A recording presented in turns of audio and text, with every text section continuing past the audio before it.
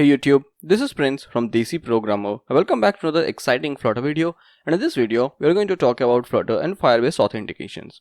So in this video we are going to cover topics like Firebase sign-in, that's signing a user using email and password. We will talk about Google sign-in. We will talk about how to work with two different kinds of sign-in providers in conjunction. Then we will see the platform specific errors that can occur because of these processes, and also we will see how we can accept, that is how we can do CRUD operation or user specific data. So let's see the complete process and how this is going to work. So let's start by first creating a project. Since the process is pretty simple, I won't invest much time. I'll just simply create a project named as Flutter Auth, and I will add an asset that's a Google sign-in button to it. So as you can see, the project is up and running, and I've added this signin.png in my assets. I've also added that to my pubspec.yaml file, and now I need to add a couple of dependencies. So I will add 4 of them. That's Firebase Core, Auth, Google Sign-in, and Cloud Firestore. You will soon see what each one of them does. I'll just save this and it will fetch all of these for me. Let's first set up the Firebase of our application. So if you just go here, I can click on add a project. I'll name this project as authentications, and Firebase will obviously generate another name for me. As you can see, click on continue.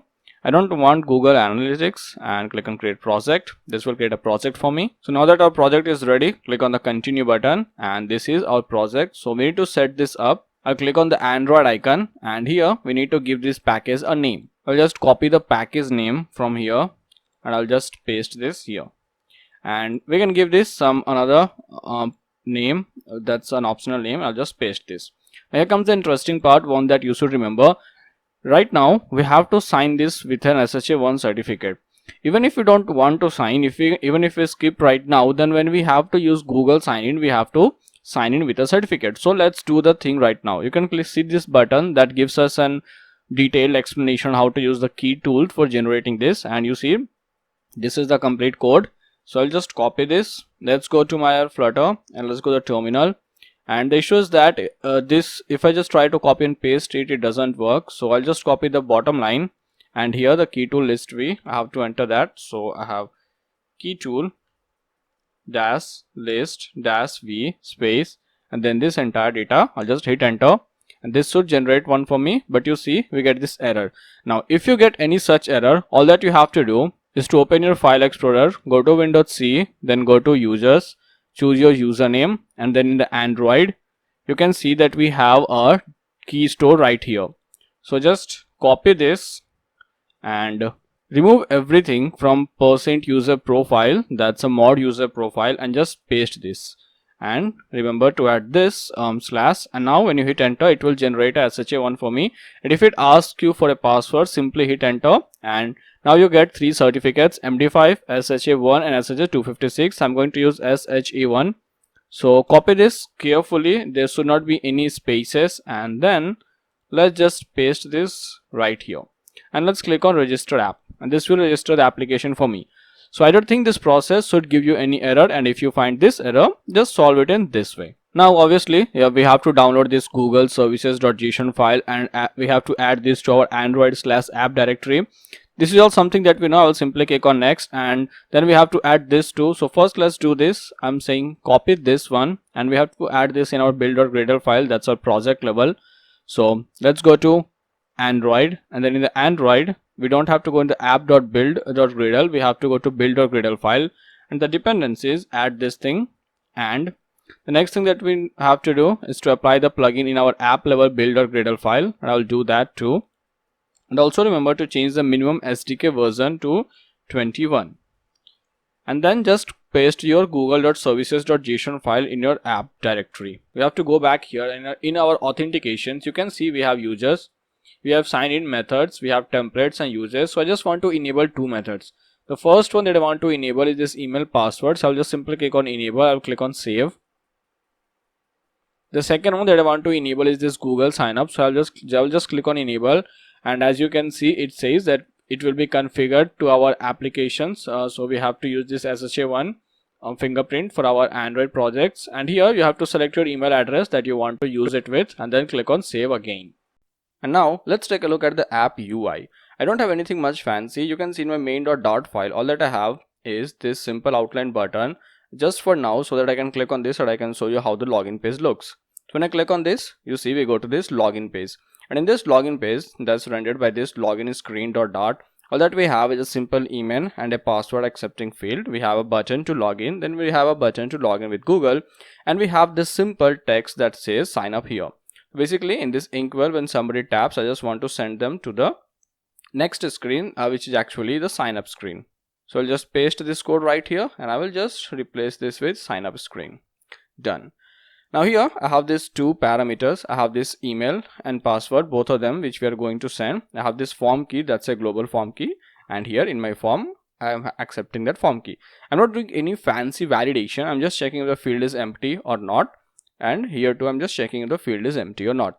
The same process goes for the sign up screen too. I have an email and a password, not doing any kind of fancy validation, a form with a key, and again here in the ink I can just paste this, so when somebody clicks on this they just go to the login screen. So this is how our UI is going to look, and that's, I think it's kind of simple, not very simple, not very decent, but it does the job. Now our entire business logic is going to be in this file named as controllers, and we have this thing named as authentications.dart. So we are going to put our entire business logic in this particular file. So let's see how we can work with that. So in my authentications.dart, at first I have to import these two libraries. We have Firebase Auth and Google Signin.dart. The next thing that we need is a value of Firebase Auth type. I'll just name this as auth, and this value will be Firebase Auth's instance. In the same way, we have a Google Sign-in instance too. Now here I will have different kind of functions. For example, I have this Google Sign-in function that will handle the Google sign-in process when called. So here in the Google sign-in function, we need to create a variable of the type Google sign-in account. We can name this as Google sign-in account with a small g, and this account will be available to us if and only if there is this process which is handled by this Google sign-in, and that method is .signin. And that's pretty much it. Google will handle all the thing for us, but just because we have used this await keyword here, I have to make this function asynchronous. Having done that, if the process is successful, then we are going to get some value. Now let me tell you one thing. This process will give us certain errors like there is no internet connection or that the sign-in has been cancelled, but unfortunately the Google sign-in documentation doesn't give us very much detail about how to handle them. So I'm not going to do that right here. I don't want to make this tutorial very much complex by talking about platform, channel and platform specific code, but I'll try to implement that in my repo that I'm going to share in this repository. Sorry, in this description. I'm sorry. Anyway, so the next thing, after having this done, we are going to take this Google sign-in account's value, and if that is not equal to null, we are going to do some operations, obviously. What the operation is going to be then, if this is not null, then we get a kind of Google authentication. Okay, so we have a kind of Google authentication that is named as Google authentication, and this comes from the Google sign-in account's authentication. So the Google sign-in account that we have created is this one. So I've just copied to paste this and dot authentication, and this will give me the data. Now this too should have an await because the process takes time. So when this process completes, that is when we have successfully created the Google authentication, we kind of get some auth credentials using which we can log in Firebase. I'll just name them as credential, and this auth credential will come from a Google Auth provider, and that Google Auth provider we have to get the credential from it, and this will give me an ID token and an access token. So the ID token will obviously come from this particular account that we just signed in, that's a Google sign-in account dot ID token, and in the same way we will have Google sign-in account dot access token. So when we have this credential, all that we have to do is that we have to call our Firebase auth to sign in. So the Firebase auth, to call that we have to use await, then we have to say auth dot, we have to sign in a user with credential, sign in with credential, and we pass it our credential. Now this gives us a value that's of the type auth result. So we'll insert that value in a variable named result, and that is of the type auth result. When we have this result, now we can use this auth to get a current user, a user that's currently logged in. So the user will be of the type Firebase user. I'll name him as user or her as user. Then I'm saying await auth dot current user, and this will give me the current user that is available right now. Here is an interesting thing. When we get the current user, I'm just going to print out the current user's ID so as to make sure that the user is available. So we're just going to say Firebase current user dot uid, and this function I have not specified what is it going to return. So right now all that I want to do is that I have to say this function is going to return a future value of the type boolean, and when the entire process completes, all that I have to say is that future dot value true. Now just as I have said, I'm not handling exceptions, so I don't have to worry about future false. That I will do later. So now this code will first sign in a user using Google, and then we will add that user to our Firebase accounts too. Now the next thing that I want to do is to sign up a user using this simple email and password. For that, I will code a function named signup which will accept an email and a password. This will be an asynchronous operation because obviously we have to do some kind of asynchronous operation. Now this too will give us some kind of auth result. I will save that in a result, and this auth result will come from auth, the variable of our Firebase auth instance dot, and here since I'm saying sign up, I have to create a user. So I'm saying create user with email and password. Here we have to pass the email and the password. So the same email that we accepted, I'll pass it here, and the password that we accepted, I will pass it here. Having done that, we will get a user. To find a user, I will simply say a Firebase user with the name user will come from result dot user. So now we have a Firebase user after signing up. Again, here too I'm not specifying what is the return type, so all that I have to say is that this is going to return a future value of the type boolean, and well, this entire process will complete. All that I have to say is that I have to return a future value of type true. Now here is an interesting thing. This might give us error, so let me first replace this to password. This create signable password, if you see, this gives us couple of errors like error weak password, error invalid email, error email already in use. So to handle any of them, all that I have to say is that let's say I will just copy this, and now I have to put this entire thing into a try and catch block. So I will just first I will cut this, then I will put this entire thing in the try catch block. In the try we have this entire data, but in the catch, all that I have to say is that I have to catch some kind of error. So we catch the error in the e variable. Then I'm saying I want to use switch case statement. I have to switch the code of the error, and I will have multiple error codes just as I said right now. For example, this can be a code, this will be an error code. So all that I have to do is that I have to copy this, and yep, not this one, come on, I would just paste this here, and when this case will be true, you can do anything to handle the error. Right now all that I'm doing is that I'm just kindly printing that there is some kind of error. Okay, I'm not handling it, and since I'm not handling the error, I don't have to worry much about it. In the same process, all that I have to do is that I have to sign in a user. So I'll just copy the entire code and I'll paste it here again. Instead of sign up, it's going to be sign in a user, and again here too I'm going to accept an email and a password. But instead of creating a user, I'm going to say sign in with email and password. This will take an email and a password. In the same way, we are going to have error here too, and again we will have certain different kinds of error. We have to handle them. For example, we can add an error of an invalid email. So if I just put the code right here, this will handle the error. Again, I will try to handle most of the error, and I will push the code to my Git repository. So if you want, you can grab that from here. And now here comes the most important part, that is to handle the sign out. So I'm not saying sign out Google or sign out password, because once you log in, you don't say that hey, you have logged in using Google, now let's just sign out. Hey, you logged in using email and password, sign out. So we have one single function that handles all of that. So if I have, all that I have to say is that sign out user. Again, it will be an asynchronous function. Now here there's an interesting thing. If the user logs in with Google and you click on this function, and it will implement a user's normal logout. A user's normal logout is nothing but just auth.signout. So the auth.signout will log out a user normally, and this will be an await. But the problem appears when this all.signout will not sign you out of your Google account. To sign yourself out of the Google account, all that you have to say is that await, and then you have to call the Google sign in, and then here you have certain methods. So you can simply say sign out, or you can say disconnect. The difference between sign out and disconnect is that when you sign out a user and next time when the user presses on sign in with Google, Google will silently sign in the user with the previous account that the user used to access.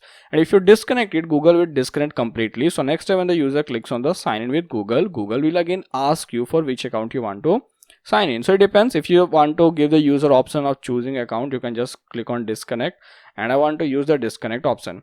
But the issue is, if the user is not signed in using Google, if the user is signed in simply using email and password, then the sign in or disconnect is going to throw us an exception. So all that we have to do is that we have to make sure that we sign in we use the correct sign out code. So for that, I have to first get the current user that I will get from auth.current_user. After getting the current user, the user has a property of provider data. So I have to say user.provider data. So at the first index, that's normally with Google. So if the first index is a provider ID is equal to google.com, that means you are signed in using Google. So if this is true, that means the user is signed in using Google. So at that time, all that I have to do is that I have to call this too. So this is how I will do that. And if this is not true, I won't call this, I will simply sign out the user. So this is how the sign out function will be implemented. Now this is going to be different for different kind of providers. Like for Facebook, it will be different. I think it's kind of 2 for Facebook. I'm not pretty sure. I just find out this one because there was not good documentation. But again, that doesn't matter much. I think you can try out 2 if it works. That's okay. If it doesn't, maybe try to do some kind of debugging. But now this will sign the user out of it, and here too I want to return some kind of future value. So this will be a function that returns a future, and the value is boolean. So when the entire thing is done, I'll just simply return a future. And now here you can see something. Since we are just simply returning a true, I don't want this user. So I just don't want this line of code. I just wanted to show you that this is how you can access the user right here. At the same time, I don't even want the code. I don't even want the user right here too. So now all that we have is Google sign in. We have normal sign up. We have normal sign in. All that we have to do is to call this function at the respective places. So where and all we have to call them. That's a good issue. Let's go to login screen. In our login screen here, as you can see, I have this simple raised button that says login. So here I have to call login. I will just simply use an arrow function and I will say login. And come on, it's sign in, not login. And sign in will ask for email and password, and since we have 2 of our variables named as email and password, that won't be an issue. And after the sign up is complete, when completed, or when this is completed, all that I have to do is that I have to call navigator, and navigator will do something for me. What navigator is going to do is that navigator is going to push something. So I'm saying push as a replacement, and here we obviously need a new route that will be a material page route. In the builder, we take a context, and when this is done successfully, all that I want to do is that I want to return this task screen. And here in the task screen, right now we have nothing. So all that I'm going to do is that I'm going to copy the entire code from a previous video and I'll paste it. Obviously this will have many errors. I'm not expecting it to not have any errors. So let me just clear all these errors. Okay, so I've deleted enough code to make sure that it doesn't have any error. And all that I have to do right here is that I have to call the task screen. That's simply named as task page. So the raised button will do this job. In the sign up screen, as you can see, again we have this normal raised button that says sign up. Here we have to again use arrow function and I have to call sign up with email and password, and since that's our named parameter, that won't be an issue.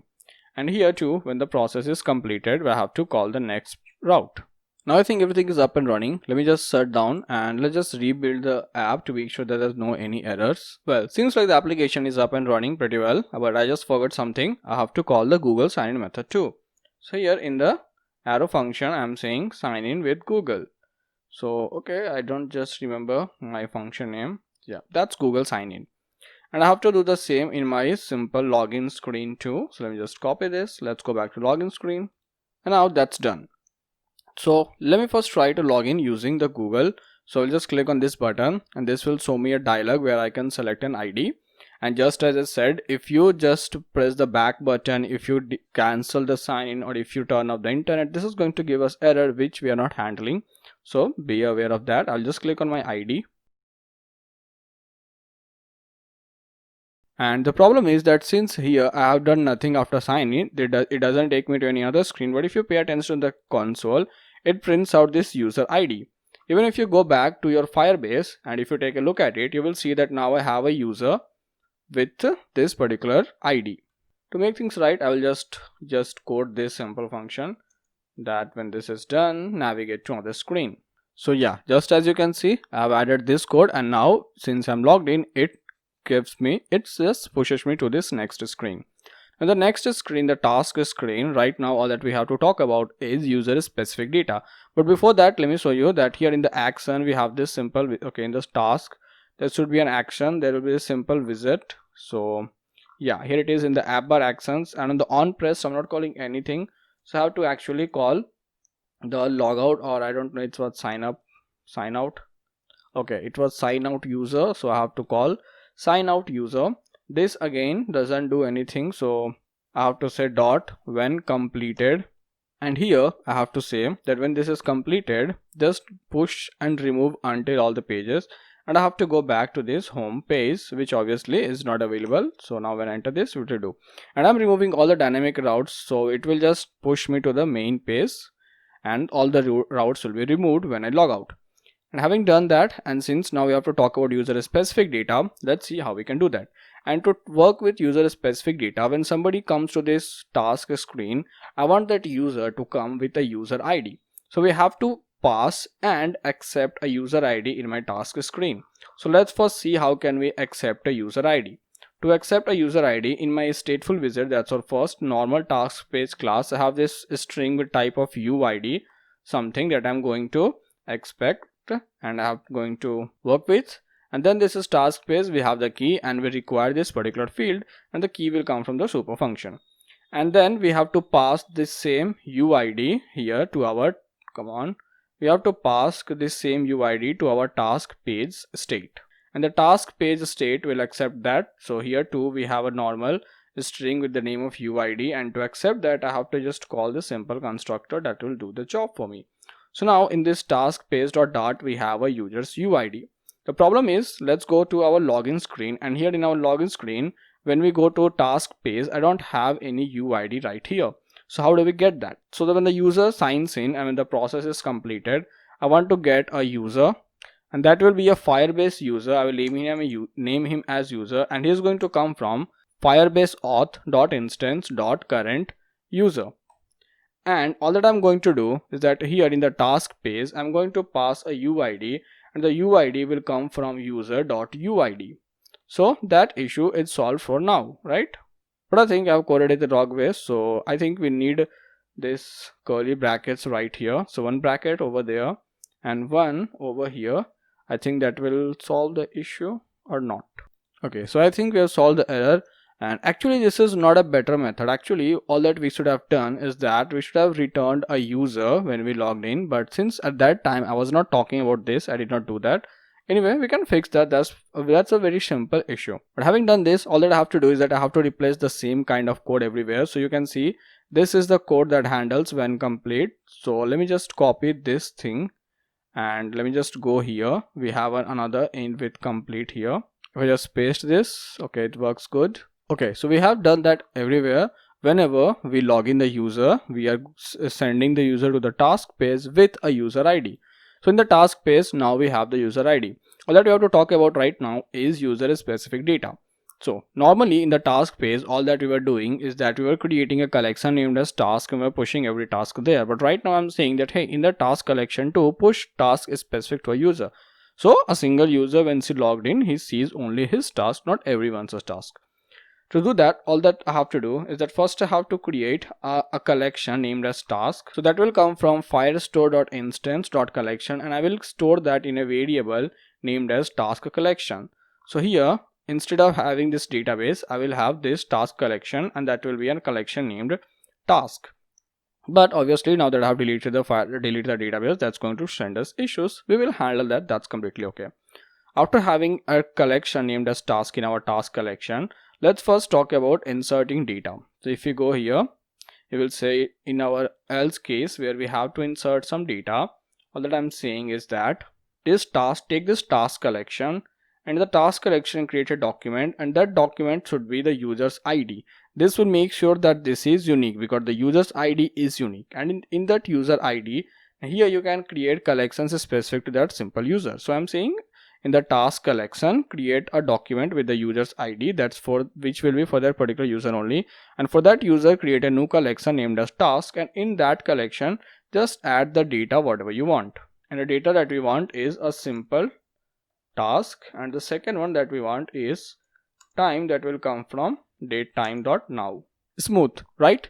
In the same way, while I'm trying to update the date, I have to just copy this, and I have to say that take the task collection, take the document, and there we have this collection in this task. Here you want a document which will have the ds.document id, and there you have to update the data, and the entire update data will be this new task and this new time. So just paste this and done.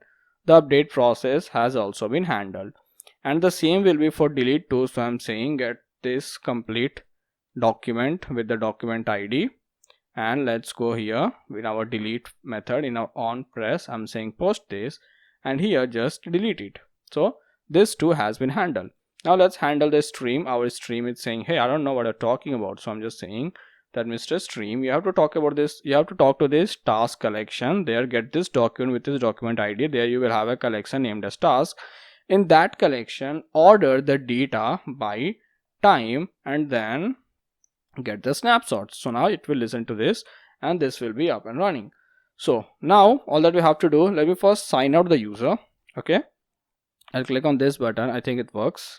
Okay, now we are on this main screen, and before we move forward, let me alter the main screen code too. In my main.dart, you can see that here right now all that we have is a simple scaffold, but I don't want a simple scaffold. Here all that I want is a future builder. Why? Because I want to make sure if a user is logged in or not.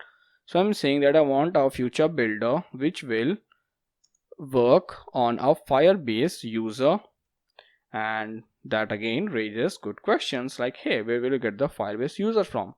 So in the future, I'm going to say is Firebase auth.instance.current user, and here we have this builder, a builder that will have context, and the builder that will have a snapshot. Now again, I'm not doing anything very fancy here. All that I'm saying is that if the snapshot has some data, that means the user is available, and else if that it has no data, that means the user is not available. So if the user has no data, all that I'm saying is simply push him to the login screen.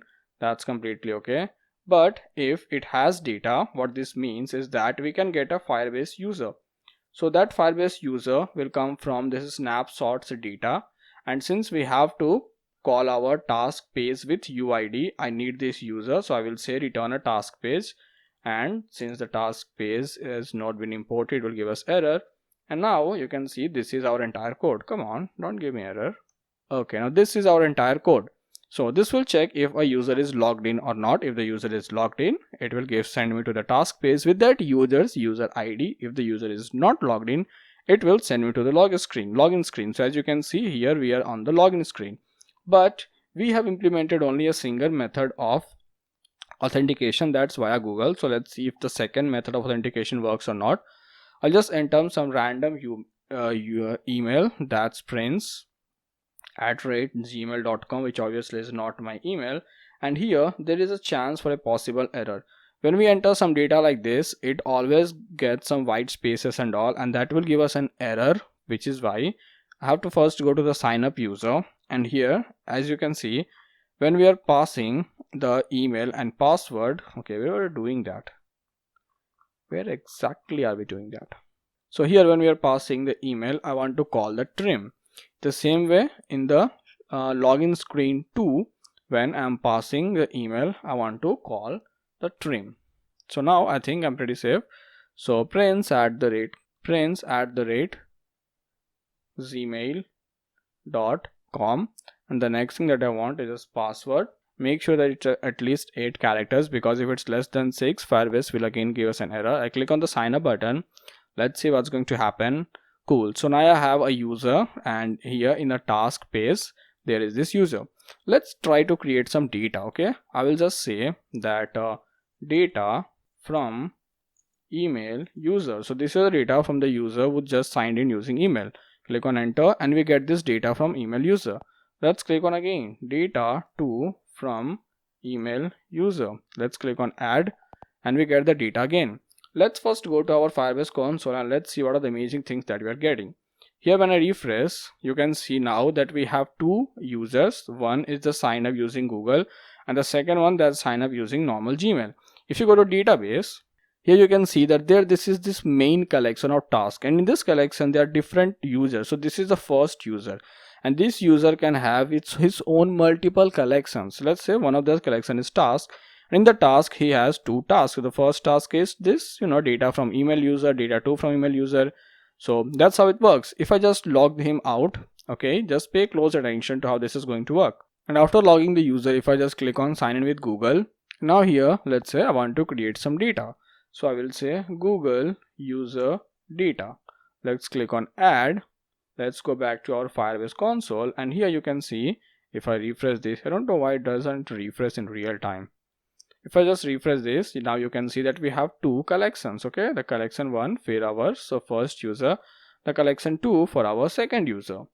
So this is how it is. In this video we have learned and implemented normal sign up using email and password. We have even implemented Google sign in. We have implemented user specific data, that's a CRUD operation, and yeah, I have even told you about a couple of errors that may appear.